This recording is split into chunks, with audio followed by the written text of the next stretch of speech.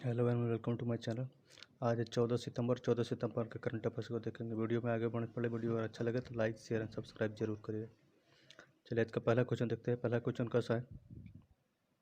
पूर्व केंद्रीय मंत्री और कांग्रेस के वरिष्ठ नेता ऑस्कर फर्नांडिस का 13 सितंबर 2021 को निधन हो गया। वो कितने साल के थे? तो पूर्व केंद्रीय मंत्री ऑस्कर फर्नांडिस का जो हाल ही में निधन वो कितने साल के थे? 80 ईयर के, 85 ईयर के, 90 ईयर के या 82 ईयर के।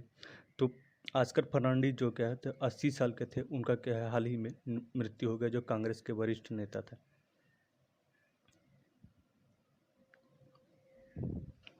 पूर्व केंद्रीय मंत्री और कांग्रेस के वरिष्ठ नेता ऑस्कर फर्नांडिस का 13 सितंबर 2021 को निधन हो गया। वे 80 साल के थे। कितने साल के थे? 80 साल के थे। ऑस्कर फर्नांडिस का जन्म 27 मार्च 1941 को कर्नाटक के उडुपी में ही हुआ था। कहाँ पे? कर्नाटक के उडुपी में इनका जन्म हुआ था। कब? 27 मार्च 1941 को। वे 1980 में कर्नाटक के उडुपी लोकसभा सीट से सांसद चुने गए थे। उसके बाद 1996 तक यहाँ से लगातार जीतते थे। उन्होंने 1998 में कांग्रेस ने उन्हें राज्यसभा भेज दिया।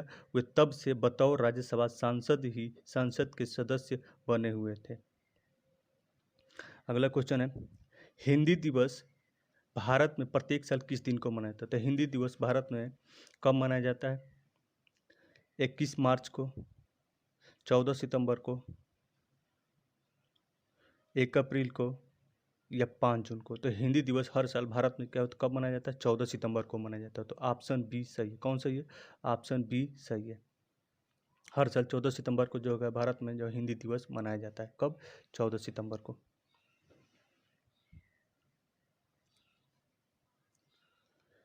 पहला आधिकारिक हिंदी दिवस 14 सितंबर 1953 को मनाया गया था। भारत में करीब 54.54 करोड़ लोग हिंदी बोलते हैं। कितने लोग? 54.5 करोड़ लोग हिंदी बोलते हैं, जिनमें से करीब 42.5 करोड़ उसे अपनी पहली भाषा मानते हैं। देश के 77% लोग हिंदी लिखते, पढ़ते, बोलते और समझते भी हैं।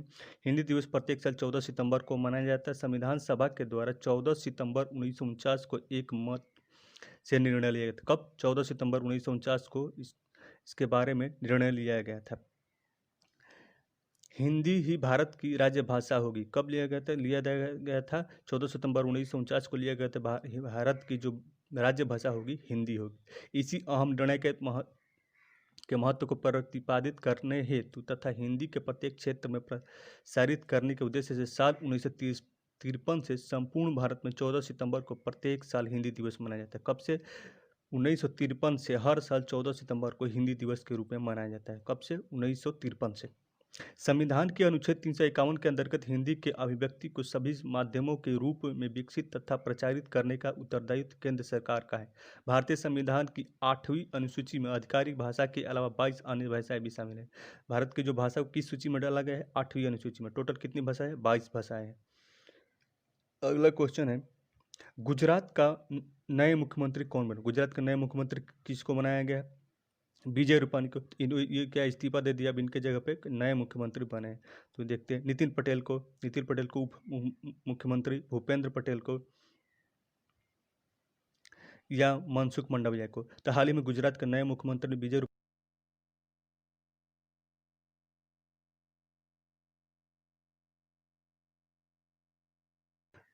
बनाया गया है।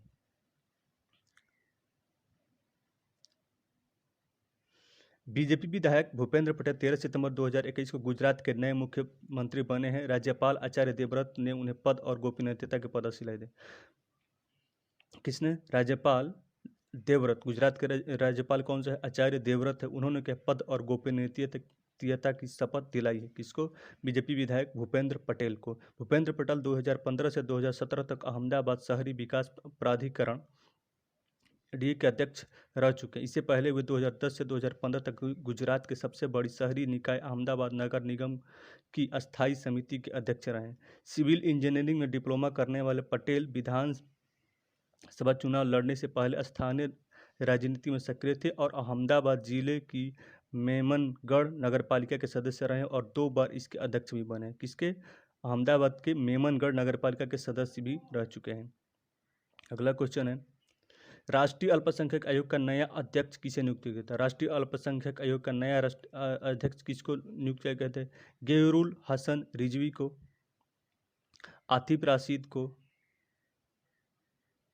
या इकबाल सिंह लालपुरा को, या नॉन ऑफ दीज को?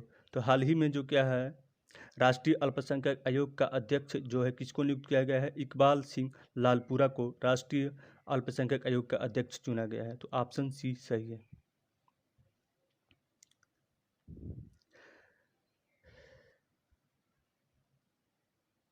राष्ट्रीय अल्पसंख्यक आयोग के नवनियुक्त अध्यक्ष इकबाल सिंह लालपुरा को शुक्रवार को कार्यभार संभाल लिया। केंद्रीय अल्पसंख्यक कार्य मंत्री मुख्तार अब्बास नकवी और आयोग के वरिष्ठ पदाधिकारी की मौजूदगी में लालपुरा को कार्यभार ग्रहण किया है। लालपुरा ने कार्यभार ग्रहण किया। लालपुरा 1992 में अल्पसंख्यक आयोग को विधायी शक्ति मिलने के बाद से इसके अध्यक्ष बनने वाले दूसरे सिख हैं।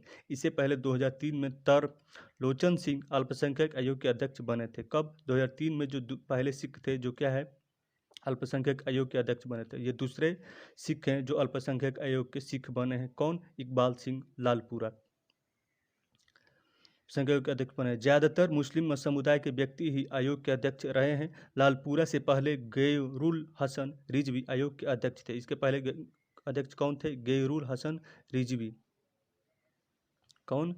गैरुल हसन रिजवी जो है इसके अध्यक्ष थे अल्पसंख्यक आयोग के अध्यक्ष है, जिनका कार्यकाल पिछले साल मई में पूरा हो गया। इनका कार्यकाल जो है मई में समाप्त हो गया। अगला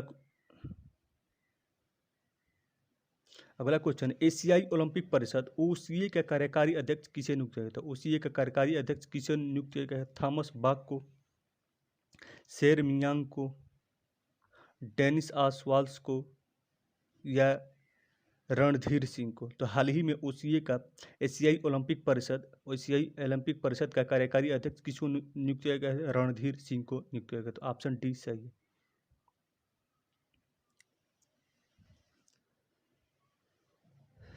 अनुभवी खेल प्रशासक रणधीर सिंह को एशियाई ओलंपिक परिषद ओसीए की आम बैठक में हांगझू एशियाई खेल 2022 की समन्वय समिति का अध्यक्ष नियुक्त किया गया। कब? हांगझू जो एशियाई खेल जो 2022 का कहाँ पे आयोजन होने वाला है? हांगझू चीन में होने वाला है। तो उसके अध्यक्ष किसको नियुक्त किया गया? इनको प्रशासक रणधीर सिंह को अध्यक्ष चुना गया है। रणधीर 1991 से 2015 तक 24 वर्ष तक ओसीए के महासचिव रहे थे। ओलंपिक में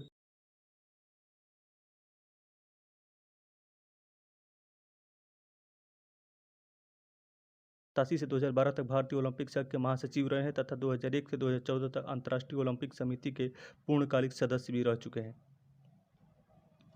अगला क्वेश्चन, यूएस ओपन में नोवाक जोकोविच को हराकर जिसने यह खिताब अपने नाम किया है? तो नोवाक जोकोविच को हराकर अब खिताब किसने जीता है यूएस ओपन को? Danish Medvedev, Rafale Nadal, Roger Federer या लिएंडर पेस ने? तो हाल ही में दानिश मेदवेदेव ने यूएस ओपन में नोवाक जोकोविच को हराकर जो क्या होता है यूएस ओपन का खिताब अपने नाम कर लिया। किसने? दानिश मेदवेदेव ने। तो ऑप्शन ए सही है। वर्ल्ड नंबर 2 रूस के दानिश मेदवेदेव यूएस ओपन के नए चैंपियन बन गए। उन्होंने फाइनल मुकाबले में वर्ल्ड के नंबर 1 सर्बिया के नोवाक जोकोविच कहाँ के रहने वाले? सर्बिया के।